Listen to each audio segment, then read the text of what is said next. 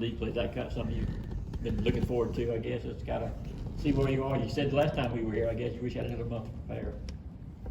Still feel the same way. Yeah. I think I'll feel the same way till the ball stops bouncing for this team. But everybody's excited, and I'm sure Auburn will be excited as well, and really the rest of the league. Auburn's already played, obviously, and there's games tonight that I look forward to watching. But for us to finally get going in league play it's exciting.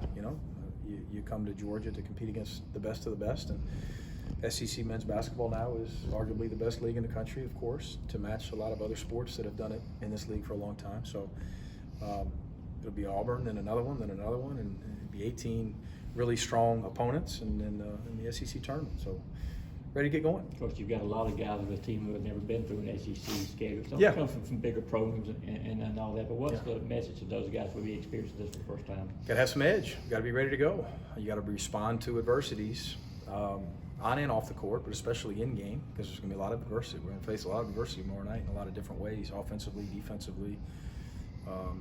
Foul trouble, a call, a turnover, what have you, a run, by the opposing team. But I think we're growing in that area, and again, I think overall we're really excited.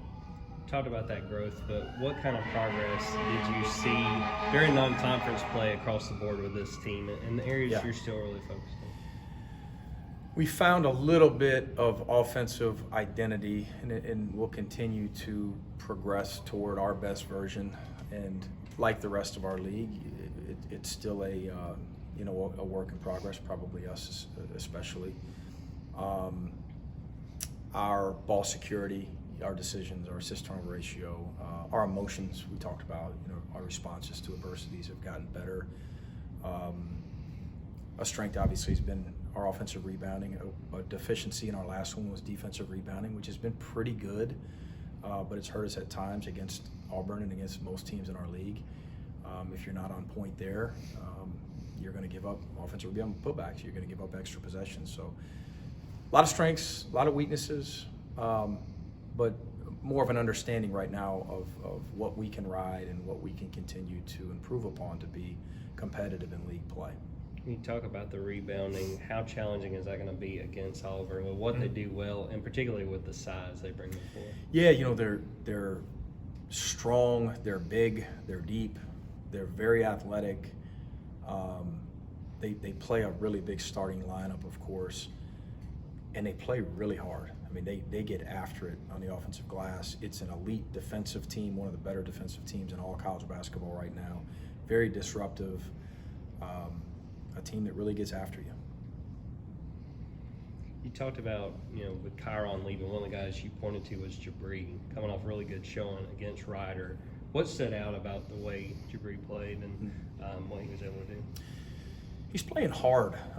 He's improved his level of intensity from the first day of practice. He's a better defender. He's a better rebounder. I think he's got that I'm gonna make coach play me mentality, over the past couple months, and that edge, I used that word a couple minutes ago, that he's brought to practice on a daily basis has led to significant improvement. He's one of our most improved guys, and as our opposition knows, and everyone in the locker room with him, he's got a nice stroke. He can really shoot it, and he's developing other parts of his game as well. But that's where he's improved the most. He's just he's playing hard. He's mixing it up defensively and on the glass. For a guy like Braylon in a game like this, you mentioned Auburn's size. I mean, how imperative he's going to be for him to play well tomorrow night. He's got to play well in every SEC game for us to have, a chance for us to be competitive. We're going to be reliant upon Braylon and a couple other guys, of course, but he's important to what we're doing, both offensively and defensively.